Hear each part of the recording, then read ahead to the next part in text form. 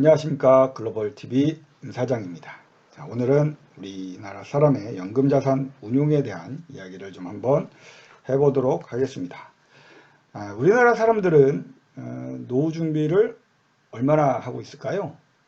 인구구조상 가장 많은 그 분포를 차지하고 있는 50대와 40대, 즉 1960년대생, 1970년대생, 한 해에 약 한 100만 명씩 태어난 이 인구 대상들에 대한 노후 준비 대표 상품인 연금자산은 과연 이들은 얼마를 갖고 있을까요? 자, 연금 선진국이라고 할 수 있는 우리 미국, 우리 영국, 호주 이렇게 같이 한번 비교를 해보면 GDP 대비 미국은 152%를 연금자산이 규모가 차지하고 있고요. 영국은 123%, 그 다음에 호주는 143%입니다. 그에 비해 우리나라는 30%밖에 안 됩니다. 우리나라가 얼마 전에 G7의 경제 규모를 가졌다고 축하 뭐 이런 이야기들이 나왔는데 과연 연금은 G7의 규모에 갔는지 한번 고민을 해봐야 할 것 같습니다. 그 예전에 경제가 이제 우리나라가 고성장을 지속하고 그러니까 고금리에 또는 인구도 증가하던 시기에는 그러니까 노후에 대한 연금에 대한 고민을 하지 않아도 됐습니다. 특히 자식들이 부모를 부양하던 그런 우리의 통상적인 관습이 있던 시기에는 연금 뭐가 준비하나요? 그냥 노후는 애들만 잘 낳아서 키우면 애들이 다 해주는데, 그런데 최근에 그렇지 않죠. 최근에는 자식의 부양 이런 이야기는 꺼내지도 못하고요. 그러니까 내가 얼마나 갖고 있고 준비했느냐에 따라서 그 노후의 생활이 바뀌어지고 있는 것 같습니다. 근데 이 연금에 대해서 이제 다시 한번 좀 더 이제 볼까요? 이제 우리 GDP를 한번 봤는데 다음을 보면 1인당 연금 자산 규모를 한번 나라별로 한번 보겠습니다. 미국은 9만 9천 달러, 영국은 5만 달러, 호주는 8만 달러, 우리나라는 10,000달러입니다. 그러니까 미국은 한 1억 1천만 원, 영국은 한 6천만 원, 호주는 대략 한 9천만 원에서 한 1억 원, 1억 원 정도 되겠죠. 한국은 1,200만 원, 높게 평가해서. 그러니까 60세 이후에 은퇴를 했을 때 갖고 있는 연금 자산이 평균 1,200만 원이다. 다시 한번 이게 평균이니까 좀 작겠지만 대부분 많은 사람들이 준비를 못하고 있다는 얘기죠. 그러면 이제 이 금액만 갖고 얘기할 게 아니라 우리가 한번 현실적으로 생각을 한번 해보죠. 1960년대생 초반 분들은 이제 은퇴를 시작했습니다. 그죠? 이제 그분들은 나이가 60이 넘어갔으니까요. 70년생은 50대 초반에 들어왔습니다. 그래서 60년대생들은 이제 10년 동안 은퇴를 할 것이고요. 70년대생들은 이제 10년 후면 은퇴를 시작하게 됩니다. 그러면 과연 자기가 개인적으로 이제 연금 자산을 얼마나 갖고 있나 한번 좀 생각을 해봐야 할 것 같습니다. 자, 미국에는 그 401k 부자라는 이야기가 있는데요. 401k 부자란 뭐냐면 401k 법안이라고 해서 1979년 종업원 퇴직 소득보장법이라는 걸 만들어서 정부가 퇴직연금에 대한 운용 기준을 법제화했습니다. 그래서 불입금의 소득공제를 했고요. 운용수익의 비과세, 60세 이후 인출 시 세제 혜택 등의 제도 개선을 했습니다. 그래서 국가적으로 노후 준비를 좀 할 수 있게끔 법안을 만들어서 은퇴하신 분들, 물론 이제 대부분이라고 할 수는 없고 이제 기업을 다니셨던 분, 이제 뭐라고 해야 되죠? 이게 이런 식으로 모두 부자다라고 얘기하면 말이 안 되지만 많은 분들이 미국에서는 이제 은퇴를 해서 연금을 받으시는 분들은 안정적인 생활을 하고 있다라고 대체적으로 얘기할 수 있겠죠. 그래서 이제 보면 우리나라도 퇴직연금이라는 걸 이제 만들었죠. 그러니까 퇴직연금 제도를 만들어서 그걸 단일화하려고 법안을 만들어 왔습니다. 그래서 아직은 다 안 됐고요. 이걸 계속 만들어가고 있습니다. 그래서 우리나라도 여기에 대해서 세제 이연을 주는데 좀 더 이게 더 강하게 할 필요가 있는 것 같아요. 그러니까 퇴직연금에 대해서는 소득공제를 좀 더 강하게 만들고 더 많은 혜택을 주고 해서 많은 사람들이 이런 퇴직연금에 대해서 좀 생각을 했으면 좋겠습니다. 저도 기업을 이제 작게 운영하고 있지만 그만둔 직원분들을 보면 나가면 이제 우리가 IRP 계좌에다가 퇴직금을 이제 보내주거든요. 그러면 대부분 분들이 이거를 가지고 다시 뭐 연금을 가입한다거나 이렇게 하는 게 아니고 그냥 다 찾아 쓰는 것 같아요. 이제 그런 부분들이 조금 더 우리나라도 제도를 보완하고 개선해야 되지 않을까. 개인적으로 이제 국민연금도 따로 있지만 이런 퇴직연금도 개인적으로 노후 준비를 위해서 은퇴를 위해서 좀 쌓아갈 수 있는 제도 개선이 좀 필요한 것 같습니다. 자, 미국의 그 연금 자산 규모는 연금 시장 규모가 이제 33조 달러라고 하는데요. 이 중 10조 달러가 DB형이고 DC와 IRP가 한 20조 달러로 DB형의 2배 수준이라고 합니다. 우리나라하고는 조금 반대인 것 같죠. 우리나라는 DB형이 더 많습니다. 뭐 물론 DC형도 있긴 있지만 왜 제가 그렇게 많다고 얘기하는지를 다시 한번 설명을 드리겠습니다. 미국에 그 DB형하고 DC형이 있는데 이제 DB형을 보더라도 우리나라 DB형은 거의 다 원리금 보장형에 있고요. 근데 미국은 DB형에도 자산 배분을 통해서 주식 비중이 40% 정도까지가 넘는다고 합니다. 그러니까 꽤 많죠. 그러니까 제로금리 시대에 뭐 금리로 이걸 연금을 늘려간다? 이게 말이 안 되는 상황이죠. 그래서 좀 더 그 미국은 그 한 4, 50년 전부터 이런 제도들이 계속 만들어졌다는 거죠. 자, 미국의 그 연금 상품, 그러니까 DC형 상품 중에서 이제 대부분의 지구를 한번 추려봤는데 미국 연금 상품의 투자 자산 구성을 한번 들여다봤습니다.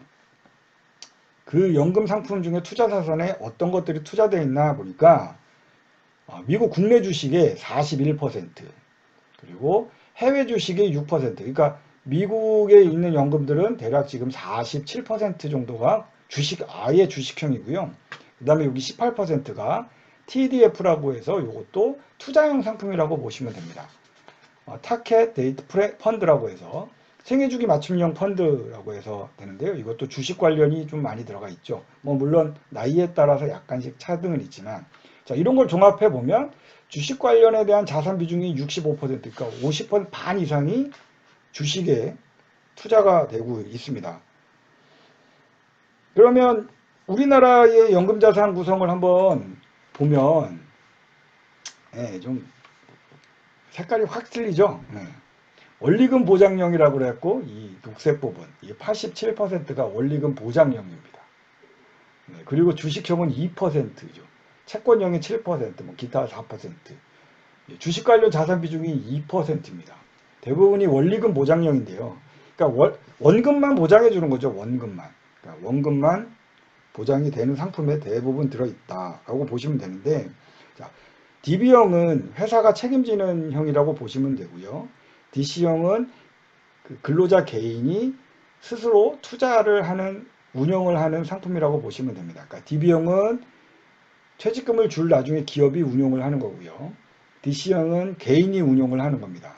그러면 DB형은 어떻게 될까요? 원금만이라도 지켜야 되겠죠. 뭐 괜히 돈 건드리면 안 되니까 사업자들이 그냥 원리금 보장형에서 운영을 합니다. 그러면 개인에게 준 DC형은 어떡하냐? 이 DC형을 가지고 자체적으로 막 굴리고 늘리는 분들도 계시지만 이걸 따져보니까 우리나라의 그 보면 대략 한 8, 90%가 원리금 보장형에 돼 있다는 거예요. DC형도 80% 이상이. 그러니까 아직도 우리나라는 좀 멀었다. 그리고 DC형에서도 주식형이 3.2% 정도밖에 안 된다고 하니까 조금 고민을 해봐야 할 것 같습니다. 이게 우리나라가 처음에 말씀드렸던 이제 고금리의 시대는 저기 하늘로 가버렸고 제로금리의 시대에서 원리금 보장이 과연 어떤 의미를 갖고 있는가를 한번 고민을 해보셔야 할 것 같습니다. 그러니까 정말 이 연금은 어떻게 보면 장기적으로 투자되는 상품인데요. 그 장기간 뭐 한 30년, 40년 했는데 원금밖에 안 나온다. 이거 한번 고민을 정말 심각하게 해보셔야 될 것 같습니다. 자, 우리가 말씀드렸듯이 아까 미국 거에 대한 걸 말씀드렸는데요. 미국이나 우리 대표적으로 얘기하는 호주는 보시면 대략 50% 이상이 주식에 투자가 됩니다. 그러니까 그러면서 투자가 되다 보니까 연금 수익률이 얼마 정도 나오냐 하면 미국 전체 개인연금 펀드의 2019년도 수익률이 10.1%였습니다. 그리고 2010년부터 예를 들어 19년까지 공적연금인 캘리포니아 공무원연금, 캘리포니아 공무원연금이 좀 대표적으로 미국에서 굉장히 큰 건가 봐요. 그래서 캘리포니아 공무원연금이 대략 수익률이 연평균 9.6%, 굉장히 높은 편이죠. 네. 그런데 호주도 대략 한 10.1%, 10% 정도가 나온다고 하네요.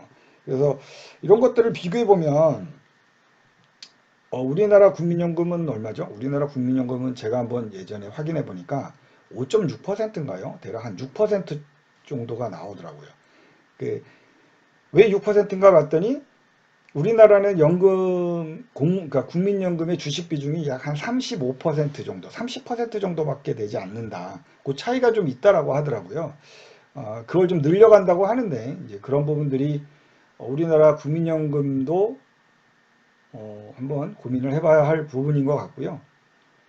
근데 이 국민의 돈으로 주식 투자한다? 이것도 참 아이러니하고 참 고민스러운 일이죠. 자, 그러면 이제 뭐 다시 돌아와서 우리 미국이나 또는 호주에 있는 연금공단이 대략 50% 이상을 유지해서 어떻게 수익을 내느냐.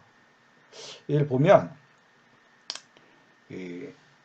여기서 한번 볼까요? 주가가 하락이 되면 주식 비중이 감소되잖아요. 50%에서 주가가 하락이 되면 뭐 주식 가격이 떨어지니까 40%, 30%로 떨어지면 주식을 매수해야 돼요. 왜냐면 50%까지 올리려면 그 주식을 더 사들여야 되는 상황이 벌어지죠. 그러면 주식 비중을 또 올려놓는 거죠. 예를 들어 30%까지 떨어졌을 때 주식을 막 사서 50%까지 올려놔요. 그러면 이제 주가가 상승이 되면 이게 주식 비중이 올라가겠죠. 그러니까 또 팔아야죠. 팔아서 50%로 맞춰야 됩니다. 그러면 주식을 매도를 해서 주식 비중을 유지하고 이제 이게 계속 선순환이 되는 거죠. 떨어지면 사고, 올라가면 팔고, 떨어지면 사고. 그러니까 자세히 보면 우리가 주식 투자의 기본적인 이야기, 저점에 사서 고점에 팔아라. 기본적인 매매 전략이 여기서 나오는 거죠. 근데 이걸 기계적으로 한다는 거죠. 왜냐하면 자기네들이 그런 규정을 정해놨기 때문에 그 안에서 계속 움직여야 돼요. 그러니까 2020년도 3월에 우리나라 주가가 폭락했을 때, 우리 뭐 전 세계적으로 코로나 팬데믹이 와서 주가가 폭락했을 때, 그때 1400포인트까지 떨어졌을 때 엄청 주식을 산 사람이 누구냐면 국민연금공단이었습니다. 엄청 샀습니다. 왜냐하면 주식 비중이 감소하니까 계속 사야 되잖아요. 계속 샀어요. 그래서 지금 주식 코스피 지수가 얼마죠? 1400포인트에서 2배인 3000포인트가 넘었죠. 지금 3100. 지금 1월 달부터 국민연금이 주식을 엄청 갖다 팔고 있습니다. 그러니까 지금 올라가지를 못하는 거예요. 3200이 좀만 올라가면 국민연금은 매일 팔아요. 오늘 아침 뉴스에 보니까 아직 30조 원을 더 팔아야 된다고 그러더라고요. 너무 많아서. 그러니까 어떻게 보면 국민연금이 그러한 저점 사서 고점에 사는 투자 전략을 했다. 연기금들이. 그래서 수익이 실현된다. 이런 간단한 전략으로 수익률이 유지가 되는 거죠. 그러니까 이런 부분들을 우리가 좀 잘 보셔야 됩니다. 이게 기본적인 투자 전략, 매매 전략이라고 보시면 되는데요. 연금은 이게 장기 투자 자산이다 보니까 1%에서도 굉장한 수익률이 1%에서도 금액이 왔다 갔다 합니다. 자, 그러면 우리가 이제 해외연기금 평균 수익률을 10%를 적용했을 때 우리 연봉률을 운영을 한다라고 보면 27살에 뭐 제가 이제 사회 나왔을 때 27살에 1,000만 원이라는 돈이 연 10%와 우리 원리금 그 보장형인 연 2%로 1,000만 원이 이제 57살, 57살이 된 30년 동안에 어떻게 돈이 변화됐나를 한번 보시면요. 연 10%로 했을 때는 자, 27살 때 1,000만 원으로 시작이 돼서 10년 후에는 2,590만 원, 47살에는 6,700만 원이 되고요. 57 이제 은퇴할 시점에는 1억 7,400만 원이 됩니다. 중간에 돈을 안 넣고 7천만 원만 갖고 운영을 한 거죠. 근데 연 2%의 이제 원리금 보장형 상품으로 하게 되면 27살에 1,000만 원을 이제 예치를 하면 57살 30년 후에는 1,810만 원이 되죠. 자, 여러분들 이거 한번 보십시오. 1억 7천만 원과 1,800만 원. 몇 배가 벌어졌나요? 10배의 차이가 벌어졌습니다. 어마어마한 차이죠. 그러니까 연간 수익률 관리가 은퇴 이후에 부자로 살 수 있느냐, 가난하게 사느냐를 판가름 짓는 일이기도 합니다. 자, 물론 이게 이제 현실에서 이게 이러죠? 라고 할 수도 있지만, 자, 현실에서는 연금이라는 거는 돈을 계속 불입하게 되죠. 그러면 30년 후, 40년 후의 금액은 더 차이가 난다는 거죠. 그래서 이 그 수익률에 대한 개념이 연금에도 정말 중요한 측면이 있는 것 같습니다. 그래서 단 1%라도 이 연금에 대한 수익률 고민을 좀 해보셔야 될 것 같고요. 자, 은퇴 이후의 삶을 제가 한번 예전에 은퇴 소득이라는 거를 말씀을 드렸습니다. 그러니까 은퇴 이후의 삶에 가장 중요한 게 뭐냐면 은퇴 후에도 현금이 돌아가야 돼요.